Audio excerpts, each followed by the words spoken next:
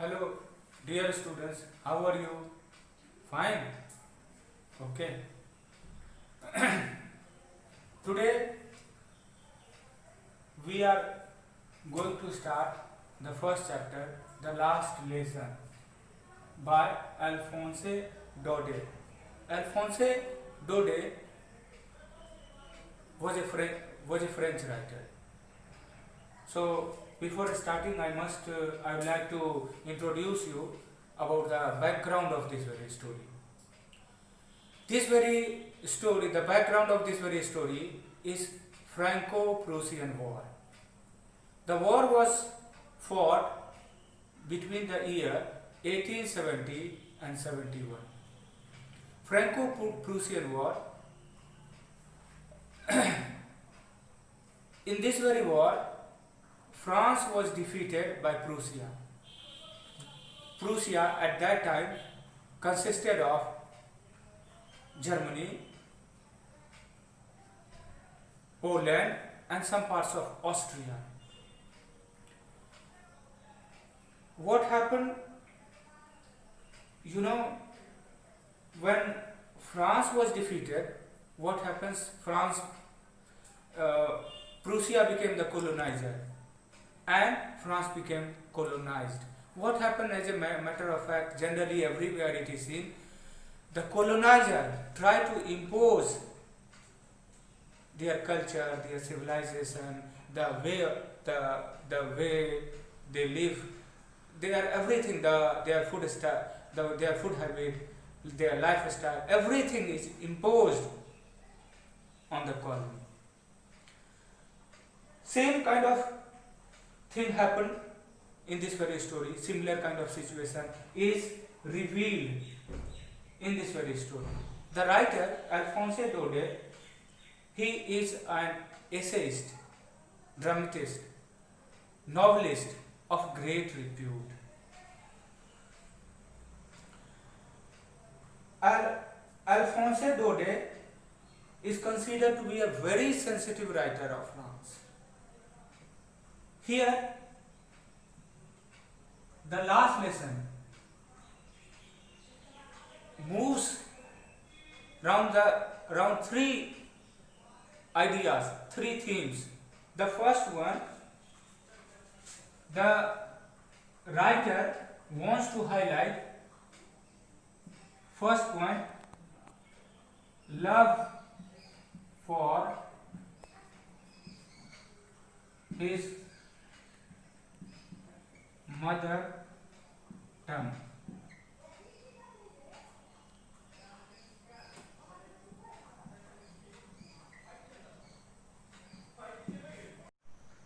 Another point is nostalgia.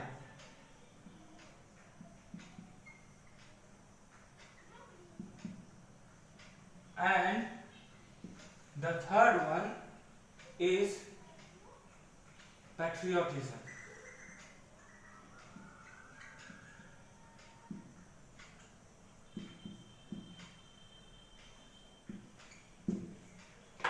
See what happens, dear student. In this very story, the central figure in this very story are the teacher M. Hamad, and the second most important character in this very story is Franz. Franz is the name of the little boy. The story begins in first person. Here, Franz,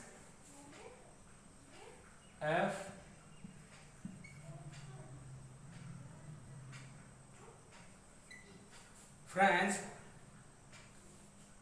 is the speaker. He narrates the story in first person. What happens? As every child, we see that children, they do not want to go to school. Likewise, Franz also did not want to go to school. He hated school. Instead of going to the school, he would like to chase the birds, sometimes see the dance of the monkeys, and similar other kind of activities. He was always, instead of going to school, he was busy in different kind of playful things. What happened? All of a sudden he realizes, Franz realizes that yes, he is getting late for the school. And what happened? The teacher, M. Hamel, had given the children to learn the rules of participles. Rules of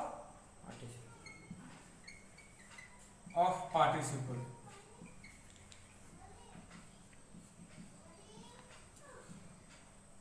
Children had to learn, they had to recite the rules of participles and some of the rules of grammar. See, he didn't learn, he had not paid proper attention. Franz has not paid proper attention to his studies, that's why he could not learn the lesson. So he wanted to escape, he wanted to run away. He didn't want to attend the classes. On all of a sudden, he realizes that yes, now he should go to school. While he was rushing towards the school, a blacksmith stops him, asks him, "Why, little child? Why are you running after? What is the reason? You have enough time. You should not be in a hurry. You'll get enough time." Even then Franz, the boy, school going child, does not pay attention to his, and he starts running faster and faster. In the meantime, what happens, he thought that he has classes, the classes of participle must have started, and teacher must have started asking the student. What happened? He felt little bit as every child when a guilt consciousness was there in the mind of Franz, the boy. He felt quite guilty, and when he reached the school, when he reached the teacher's place, he felt little bit ashamed and blushed. He wanted to go to his place without being noticed by everyone, without making any kind of noise. But he is noticed, he is seen by his teacher, M. Hamel. The teacher asked, "Yes, I had stopped. I was waiting for you, my child. If you would come, I'd start the lesson." What happened? Every day, I told you, we had already discussed that this very story, the background of this very story, the last lesson is Franco-Prussian War. France was defeated, as I had already told you, and France became the colony. What happened? The Prussian War, the Prussian soldiers, everyone, all the soldiers, they started drilling, they started marching throughout the city and the village. They were marching past, and all the at the outskirts of the village, their locality, there was a bulletin board. All the information, all the latest information was reported on that very news, on that very bulletin box, news bulletin. All the latest updates of the battle were pasted in the form of notice, information, whatever you say.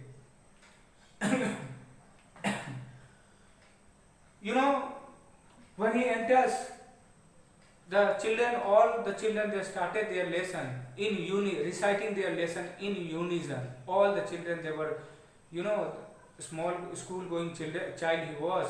So all the children at this very period, they start reciting their lesson in unison. I had already discussed earlier that the central idea, the central theme of this very story is love for your mother tongue. You know, linguistic chauvinism. There is a technical word, chauvinism.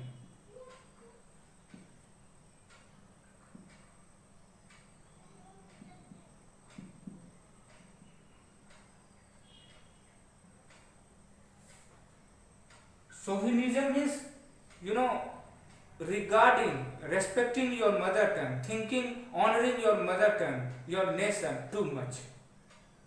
Thinking that yes, your mother tongue, your country is better than rest of the countries, rest of the nations of the world. So linguistic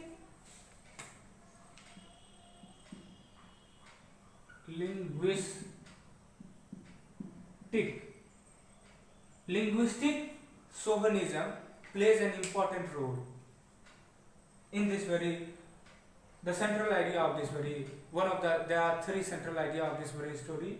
So linguistic chauvinism is the first one.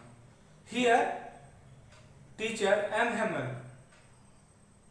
tells the student that French is the most beautiful, the most delicate, the very tender and very, you know, clear language of the world. It is very beautiful language of the world. Delicacy is there in this very language. So he is trying to instill into the mind of the children a sense of respect for his mother tongue. Another one is another idea of this very story. Another theme of this very story is nostalgia. Here he is reminded of France, is reminded of what as a child, what as a school going child he used to do. And the other is patriotism. Patriotism, great respect, great love for your nation, for your country. Here what happened? When teacher realized, when the teacher came to know that yes, Prussian army became victorious, he was quite aware of the fact that German language will be taught in France. So this was very important day for his student and for teacher M. Hamel and Franz also, little boy Franz. You know, the teacher called all his students and some of the village members also were called, and all of them, you know, the teacher said, M. Hamel said that yes, I am going to do, this would be my last lesson. This would be my last lesson, because tomorrow the German teacher is arriving and you will be taught German. My children, this is the last lesson I shall give you. The order has come from Berlin that we are no longer to be French. After today, only German is to be taught in our schools. The German master is on his way here, and when he arrives, I shall leave you. This is the last lesson in our own language. I want you all to be very attentive. Franz feels regretted that he could not learn the rules of participles. Now it is the last lesson and the teacher is going back. Another teacher is coming, he will be teaching German. And what happens, even all the almost all the important people of this very village, this very locality, they had come to pay respect, to attend the last lesson in order to pay respect to M. Hamel. M. Hamel had served this very locality, this very village for last 40 years. So in order to pay honor to his 40 years of faithful services, all the villagers, the hosier, the lawyer, all important personality of the village, they had come. M. Hamel was having a green coat which he occasionally put on. Now M. Hamel had put on the same coat, the green color, because it was the very important day. It was the last lesson. Now he also starts. M. Hamel, the teacher, also peeps into his heart, peeps into his mind, and he started accusing the children also that yes, instead of attending the classes, you people, you disregarded your mother tongue, you disregarded what you were already having in plenty. You didn't take care when French lessons were being taught in the school, in the class. Now it is the last lesson. Now I am going. No one will be there to teach you French. And he also goes on to highlight the fact that if you disregard your mother tongue, you feel loss of identity. And disregarding your mother tongue is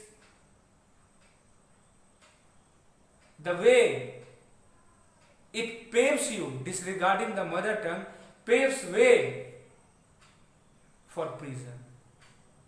You do not consider yourself to be important. You do not know your inherent qualities, your inside, the valuable things that you have treasured, that you have got, that you have been given by God. So, again, this is the last lesson. Here, M. Hamel, the teacher, wants to highlight all these three important things that you, after I go, you should, every villager, every people of France, they should not forget their mother tongue. And when they will forget their mother tongue, they will lose their identity. They will consider themselves to be worthless. Now, as I had already told you that he felt quite regretted, little boy friends, he felt quite regretted at not attending the classes. Now he starts thinking back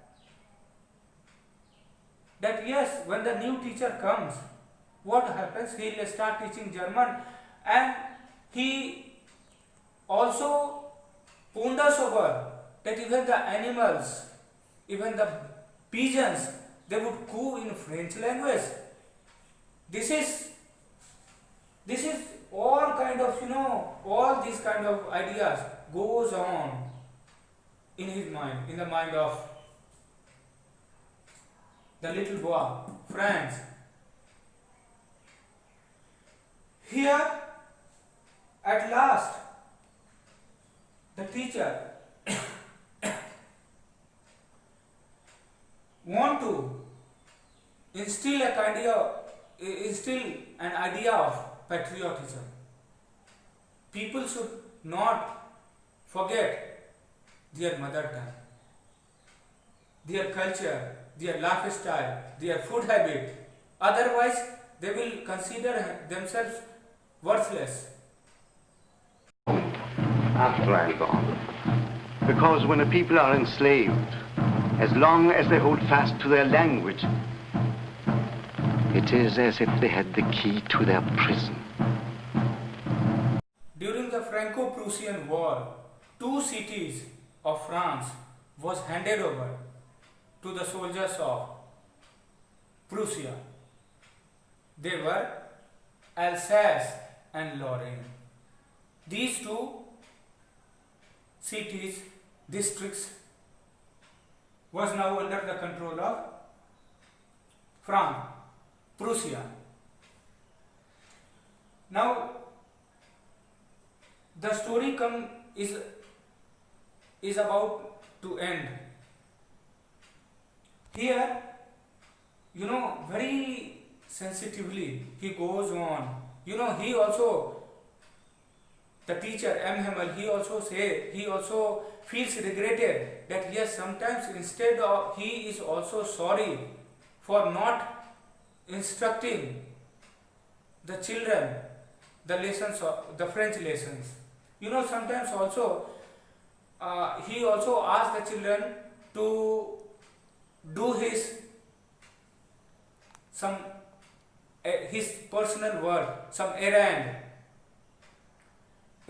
Sometimes he to take care of the field, sometimes to take care of the animals. He also now peeps into his heart, and he also he confesses his guilt, that yes, sometimes he is also very much sorry for not teaching, for not giving his due to the students, children like friends. Now, this was the last lesson.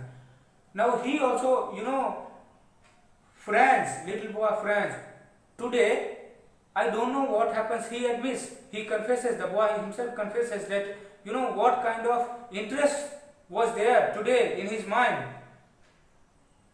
that he was very much surprised.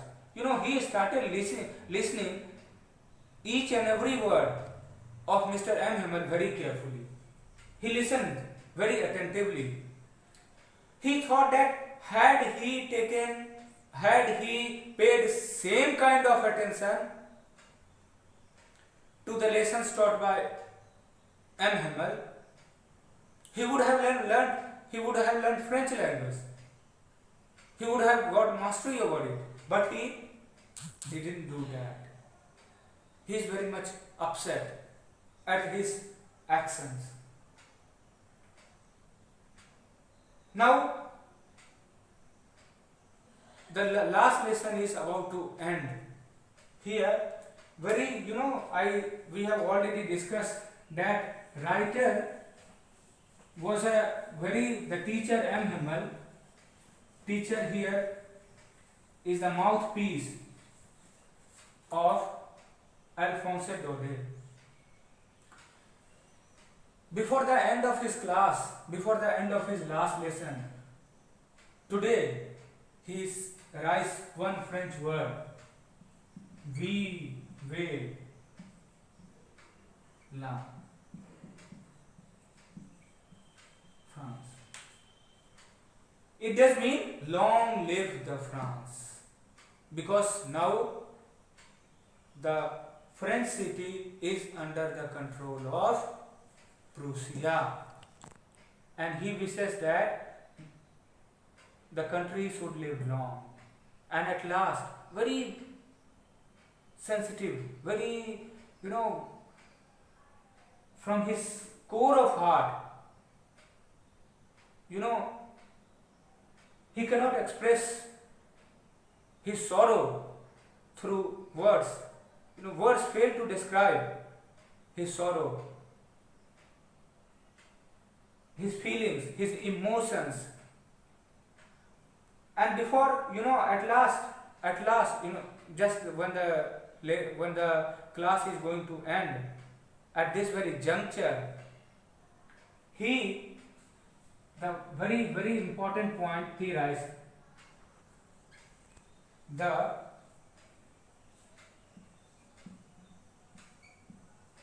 school is dismissed.